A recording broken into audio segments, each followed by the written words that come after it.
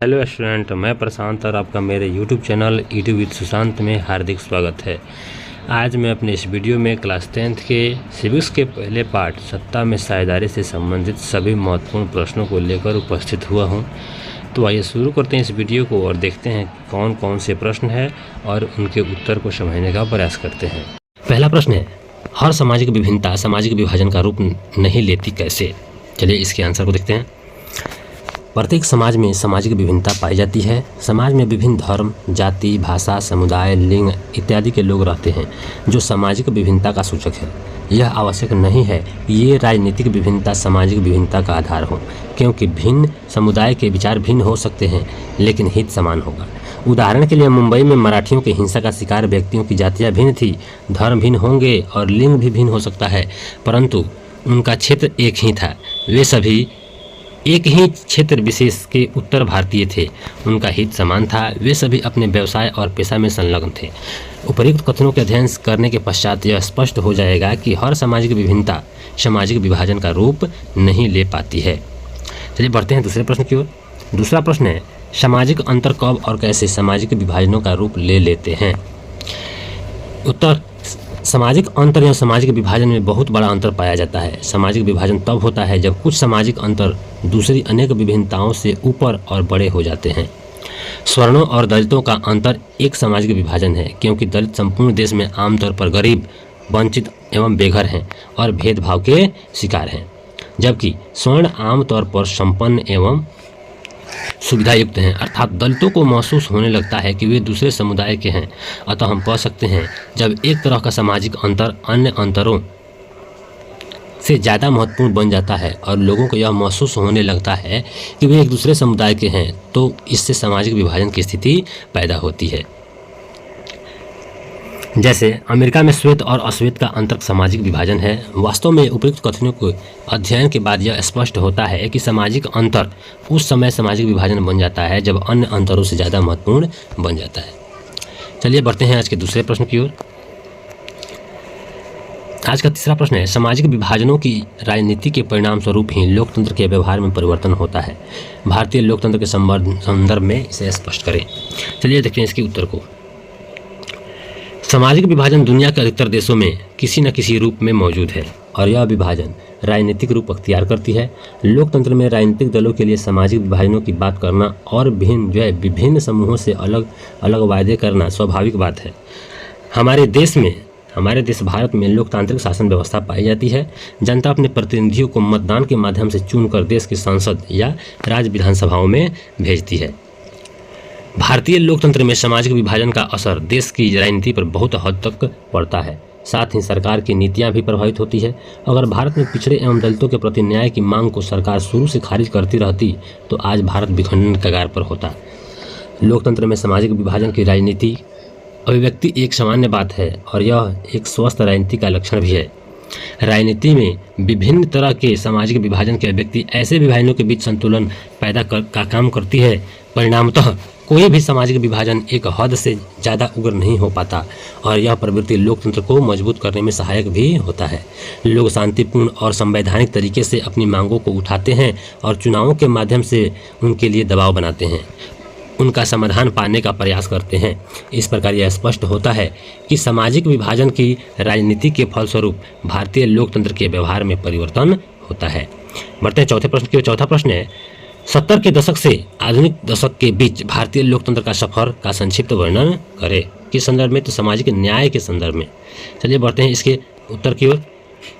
70 के दशक के पहले भारत की राजनीतिक स्वर्ण एवं मध्यम समूहों के हाथों में थी। अर्थात 1967 तक भारतीय राजनीति में स्वर्ण जातियों का वर्चस्व रहा। 70 से 90 तक के दशक के बीच स्वर्ण और मध्यम के उपरांत पिछड़ी जातियों का वर्चस्व तथा दलितों की जागृति की अवधारणाएं राजनीतिक गलियारों में उपस्थिति दर्ज कराती रही और नीतियों को प्रभावित करती रही। भारतीय राजनीति के इस महामंथन में पिछड़े और दलितों का संघर्ष प्रभावी रहा। आधुनिक दशक के वर्षों में राजनीति का पलड़ा दलितों और महादलितों के पक्ष में झलकता दिखाई दे रहा है। सरकार की नीतियों के सभी परिदृश्यों में दलित न्याय की पहचान सबके केंद्र बिंदु का विषय बन गया है। बढ़ते हैं आज के पांचवें प्रश्न की ओर। सामाजिक विभाजनों की राजनीति का परिणाम किन किन चीज़ों पर निर्भर करता है, इसको देखना है। बढ़ते हैं इसके आंसर की ओर। सामाजिक विभाजन की राजनीतिक 3 तत्वों पर निर्भर करती है जो निम्नलिखित है। पहला है, लोग अपनी पहचान स्व अस्तित्व तक ही सीमित रखना चाहते हैं, क्योंकि प्रत्येक मनुष्य में राष्ट्रीय चेतना के अलावा उपराष्ट्रीय या स्थानीय चेतना भी होती है। कोई एक घटना बाकी चेतनाओं की कीमत पर उग्र होने लगती है तो समाज में असंतुलन पैदा हो जाता है। भारत के संदर्भ में कहा जा सकता है कि जब तक बंगाल बंगालियों का, तमिलनाडु तमिलों का, महाराष्ट्र मराठियों का तथा असोम असोमियों का, गुजरात गुजरातियों की भावना का दमन नहीं होगा, तब तक भारत की अखंडता, एकता तथा सामंजस्य खतरा में रहेगा। अतएव उचित यही है कि पहचान के लिए सभी चेतनाएं अपनी मर्यादा में रहें और एक दूसरे की सीमा में दखल न दें। दूसरे शब्दों में हम यह कह सकते हैं कि अगर लोग अपनी बहुस्तरीय पहचान को राष्ट्रीय पहचान का हिस्सा मानते हैं तो कोई समस्या नहीं हो सकती। दूसरे टॉपिक पर बढ़ते हैं। किसी समुदाय या क्षेत्र विशेष की मांगों को राजनीतिक दल कैसे उठा रहे हैं? संविधान के दायरे में आने वाली और दूसरे समुदाय को नुकसान न पहुंचाने वाली मांगों को मान लेना आसान है।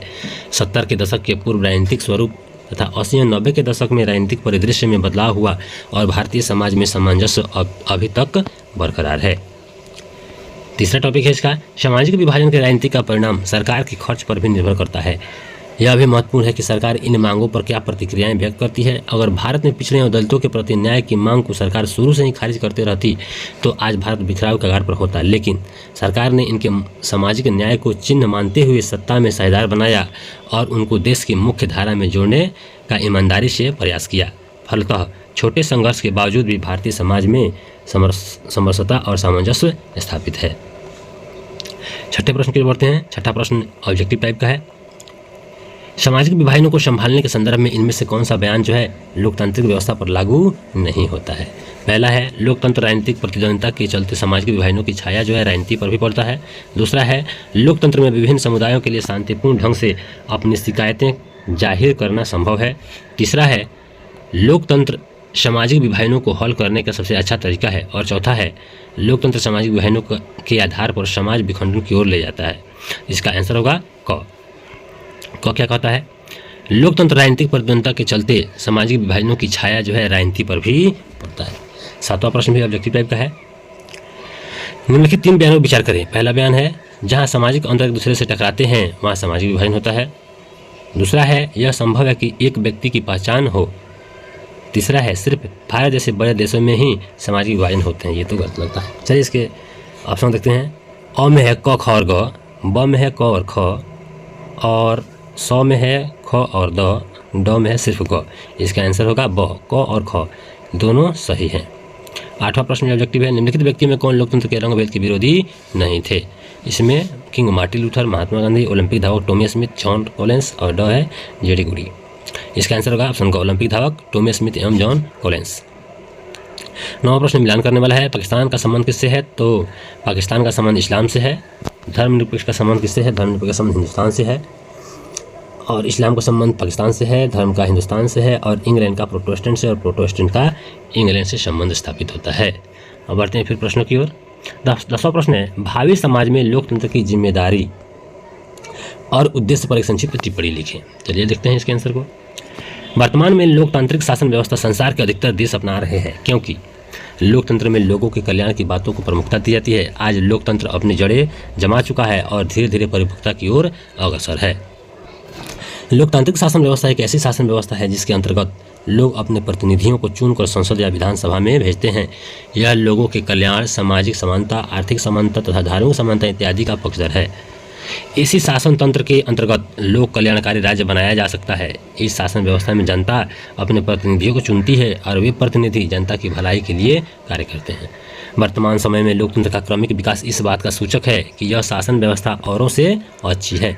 औरों मतलब अन्य शासन व्यवस्थाओं से। लोकतंत्र एक ऐसा आधार प्रस्तुत करती है जिसमें लोगों के कल्याण के साथ साथ समाज का भी विकास संभव है। यह भावी समय के लिए एक ऐसा आधार प्रस्तुत करती है जिसमें लोगों के कल्याण की भावना छुपी है। लोकतंत्र का दीर्घकालीन उद्देश्य है एक कल्याणकारी राज्य की स्थापना करना जिसमें आम लोगों का विकास, आर्थिक समानता, धार्मिक समानता एवं सामाजिक समानता निहित होती है। इस प्रकार लोकतंत्र भावी समाज के लिए जिम्मेदारी पूर्ण कार्य करता है। 11वां प्रश्न है, भारत में किस तरह जातिगत असमानताएं जारी है? भारत में किस तरह जातिगत असमानताएं जारी है। इसके आंसर देखते हैं। भारत में भिन्न जाति के लोग रहते हैं, चाहे वे किसी धर्म से संबंध रखते हों। यहाँ जातिगत विशेषताएं पाई जाती है क्योंकि भारत विविधताओं का देश है। दुनिया भर के सभी समाज में सामाजिक असमानताएं और श्रम विभाजन पर आधारित समुदाय विद्यमान है। भारत इससे अछूता नहीं है। भारत की तरह दूसरे देशों में भी पेशा का आधार वंशानुगत है। पेशा एक पीढ़ी से दूसरी पीढ़ी में स्वयं ही चला आता है। पेशे पर आधारित सामुदायिक व्यवस्था ही जाति कहलाती है। यह व्यवस्था जब अस्थायी हो जाती है तो श्रम विभाजन का अतिवादी रूप कहलाता है, जिसे हम जाति के नाम से पुकारने लगे हैं। यह एक खास अर्थ में समाज में दूसरे समुदाय से भिन्न हो जाता है। इस प्रकार के वंशानुगत पेशा पर आधारित समुदाय, जिसे हम जाति कहते हैं, इसकी स्वीकृति रीति रिवाज से भी हो जाती है। इसकी पहचान एक अलग समुदाय के रूप में होती है और समुदाय के सभी व्यक्तियों की एक या एक से अधिक मिलती जुलती पेशा होती है। इनके बेटे बेटियों की शादी आपस के समुदाय में ही होती है और खान पान भी समान समुदाय में ही होता है। अन्य समुदाय में इनके संतानों की शादी न तो हो सकती है और न ही करने की कोशिश करते हैं। महत्वपूर्ण पारिवारिक आयोजन और सामुदायिक आयोजन में अपने समुदाय के साथ एक पांत में बैठकर भोजन करते हैं। कहीं कहीं तो ऐसा देखा गया है कि अगर एक समुदाय के बेटा या बेटी दूसरे समुदाय के बेटा या बेटी से शादी कर लेते हैं तो उसे पांत से काट कर हटा दिया जाता है, यानी एक पांत से अलग पांत में बैठा दिया जाता है। अपने समुदाय से हटकर दूसरे समुदाय में वैवाहिक संबंध स्थापित करने वाले अथवा संबंध बनाने वाले परिवार को समुदाय से निष्कासित भी कर दिया जाता है। 12वां प्रश्न है, क्यों सिर्फ जाति के आधार पर भारत में चुनावी नतीजे तय नहीं हो सकते? इसके 2 कारण बतावें। चलिए इसके कारणों जानते हैं। सिर्फ जाति के आधार पर भारत में चुनावी नतीजे तय नहीं हो सकते, इसके 2 कारण निम्न हैं। पहला क्या जी, किसी भी निर्वाचन क्षेत्र का गठन इस प्रकार नहीं किया गया है कि उसमें मात्र एक जाति के मतदाता रहें। ऐसा हो सकता है कि एक जाति के मतदाता की संख्या अधिक हो सकती है, परंतु दूसरे जाति के मतदाता भी निर्णायक भूमिका निभाते हैं। अतएव हर पार्टी एक या एक से अधिक जाति के लोगों का भरोसा करना चाहती है। केवल एक जाति के आधार पर जो है पार्टी चुनाव लड़ने का प्रयास नहीं करती है, क्योंकि भारत में जातिगत वाली व्यवस्थाएं नहीं है। दूसरा टॉपिक है, अगर जातीय भावना स्थायी और अटूट होती तो जातीय गोलबंदी पर सत्ता में होने वाली पार्टी की कभी हार नहीं हो पाती। यह माना जा सकता है कि क्षेत्रीय पार्टियां जातीय गुटों से संबंध बनाकर सत्ता में आ जाए, परंतु अखिल भारतीय चेहरा पाने के लिए जाति विहीन सांप्रदायिकता के परे विचार रखना आवश्यक होगा।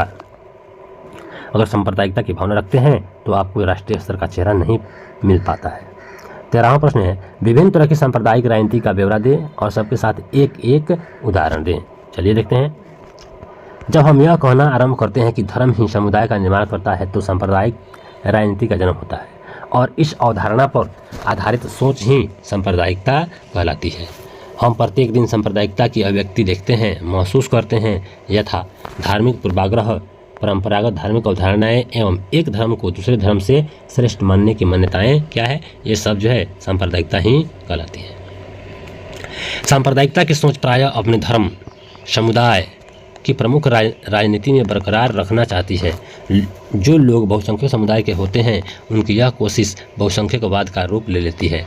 उदाहरणार्थ में आते हैं, श्रीलंका में सिंहलियों का बहुसंख्यकवाद।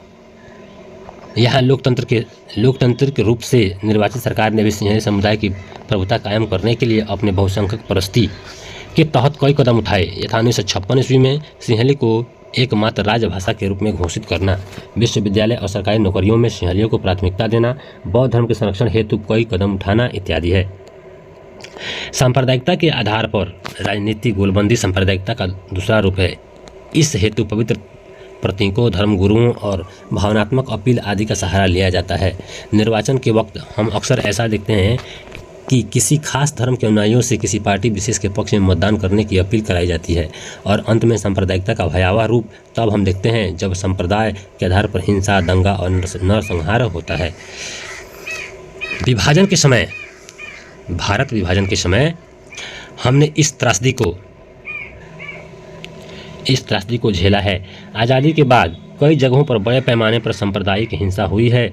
उदाहरण के लिए नोआखली में भयावह सांप्रदायिक दंगे जो हुए थे, इसके ही दुष्परिणाम थे। 14वां प्रश्न की ओर बढ़ते हैं। जीवन के विभिन्न पहलुओं का जिक्र करें जिसमें भारत में स्त्रियों के साथ भेदभाव या वे कमजोर स्थिति में है। देखते हैं उसको। भारत एक विशाल देश है। यहाँ स्त्रियों की स्थिति उतनी बेहतर नहीं है जितना एक विकसित देश में होती है। भारत में स्वतंत्रता प्राप्ति से पहले स्त्रियों की स्थिति बहुत ही विकट थी और आज़ादी के बाद स्त्रियों की स्थिति में थोड़ा बहुत बदलाव आया, लेकिन वह काफ़ी नहीं था। अगर वर्तमान परिदृश्य में देखा जाए तो भारत में स्त्रियों की स्थिति में सुधार हुआ है, परंतु उनके सुधार के लिए बहुत कुछ किया जाना शेष है। भारत में समय समय पर महिलाओं ने अपनी स्थिति को सुधारने के लिए या जागृति लाने के लिए समय समय पर आंदोलन किया। पुरुषों के बराबर दर्जा पाने के लिए गोलबंद होना आरंभ किया। सार्वजनिक जीवन के विभिन्न क्षेत्र पुरुष के कब्जे में है, यद्यपि मनुष्य जाति की आबादी में महिलाओं का हिस्सा आया है। आज महिलाएं वैज्ञानिक, डॉक्टर, इंजीनियर, प्रबंधक, कॉलेज और विश्वविद्यालयों में शिक्षक इत्यादि पेशे में दिखाई पड़ती है, परंतु हमारे देश में महिलाओं की तस्वीर अभी भी उतनी संतोषजनक नहीं है। अभी भी महिलाओं के साथ कई तरह के भेदभाव होते हैं। इस बात का संकेत निम्नलिखित तथ्यों से हमें प्राप्त होता है। महिलाओं में साक्षरता की दर अब भी मात्र 54% है, जबकि पुरुष 76%। यद्यपि स्कूली शिक्षा में कई जगह लड़कियां अव्वल रही हैं, फिर भी उच्च शिक्षा प्राप्त करने वाली लड़कियों का प्रतिशत बहुत ही कम है। इस संदर्भ के लिए माता पिता के नज़रिए में भी फर्क है। माता पिता की मानसिकता बेटों पर अधिक खर्च करने की होती है। यही कारण है कि उच्च शिक्षा में लड़कियों की संख्या बहुत सीमित है। अगला है, शिक्षा में लड़कियों के इसी पिछड़ेपन के कारण अब भी ऊंची तनख्वाह पाने वाली और ऊंचे पदों पर पहुंचने वाली महिलाओं की संख्या बहुत कम है। यद्यपि एक सर्वेक्षण के अनुसार एक औरत औसतन रोजाना 7.5 घंटे से ज़्यादा काम करती है, जबकि एक पुरुष औसतन रोज 6 घंटे ही काम करता है। फिर भी पुरुषों द्वारा किया गया काम ही ज़्यादा दिखाई पड़ता है, क्योंकि उनसे आमदनी होती है। हालांकि औरतें भी ढेर सारे ऐसे काम करती है जिनसे प्रत्यक्ष रूप से आमदनी होती है, लेकिन इनका ज़्यादातर काम घर की चारदीवारी के अंदर होती है। इसके लिए उन्हें पैसे नहीं मिलते, इसलिए औरतों का काम दिखाई नहीं देता। अगला है, लैंगिक पूर्वाग्रह का काला पक्ष बड़ा दुखदायी है। जब भारत के अनेक हिस्से में माँ बाप को सिर्फ लड़के की चाह होती है, लड़की जन्म लेने से पहले उनकी हत्या कर देने की प्रवृत्ति इसी मानसिकता का कुपरिणाम है। उपरोक्त तथ्यों के अध्ययन से स्पष्ट होता है कि भारत में स्त्रियों की स्थिति जो है कमजोर है, उनके साथ अभी भी भेदभाव किया जाता है। 15वां प्रश्न है, भारत की विधायिकाओं में महिलाओं के प्रतिनिधित्व की स्थिति क्या है? क्वेश्चन महत्वपूर्ण है, इसको ध्यान रखेंगे। भारत में महिला आंदोलन की मुख्य मांगों में सत्ता में भागीदारी की मांग सर्वोपरि है। औरतों ने यह सोचना आरंभ कर दिया कि जब तक औरतों का सत्ता पर नियंत्रण नहीं होगा, तब तक इस समस्या का निपटारा नहीं होगा। परिणाम स्वरूप राजनीतिक गलियारों के इस बात की बहस शुरू हो गई कि इस लक्ष्य को प्राप्त करने का सबसे बेहतर तरीका यह होगा कि चुने हुए प्रतिनिधियों की हिस्सेदारी बढ़ाई जाए। यद्यपि भारत के लोकसभा में महिला प्रतिनिधियों संख्या 49 हो गई है, फिर भी यह 11% के नीचे है। पिछले लोकसभा चुनाव में 40% महिलाओं की पारिवारिक पृष्ठभूमि आपराधिक थी, परंतु इस बार 15वीं लोकसभा चुनाव में मतदाताओं ने अपराधियों को नकार दिया। 90% महिला सांसद स्नातक हैं। महिलाओं का प्रतिनिधित्व बढ़ना लोकतंत्र के लिए शुभ है। अतः भारत की विधायिकाओं में महिलाओं का प्रतिनिधित्व पुरुषों की तुलना में अभी बहुत कम है। 16वें प्रश्न की ओर बढ़ते हैं। 16वां प्रश्न है, किन्हीं 2 प्रावधानों का जिक्र करें जो भारत को धर्मनिरपेक्ष देश बनाते हैं। आइए इसके उत्तर देखते हैं। हमारे संविधान में धर्मनिरपेक्ष समाज की स्थापना के लिए अनेक प्रावधान किए गए हैं, जिनमें से 2 इस प्रकार हैं। हमारे देश में किसी भी धर्म को राजकीय धर्म के रूप में स्वीकार नहीं किया गया है। वहीं श्रीलंका में बौद्ध धर्म, पाकिस्तान में इस्लाम और इंग्लैंड में ईसाई धर्म को जो दर्जा दिया गया है, उसके विपरीत भारत का संविधान किसी धर्म को विशेष दर्जा देना नहीं चाहता है। अर्थात भारत का संविधान किसी धर्म को विशेष दर्जा नहीं देता। अगला टॉपिक है इसका, हमारे संविधान के अनुसार धर्म के आधार पर किसी भी प्रकार का भेदभाव असंवैधानिक घोषित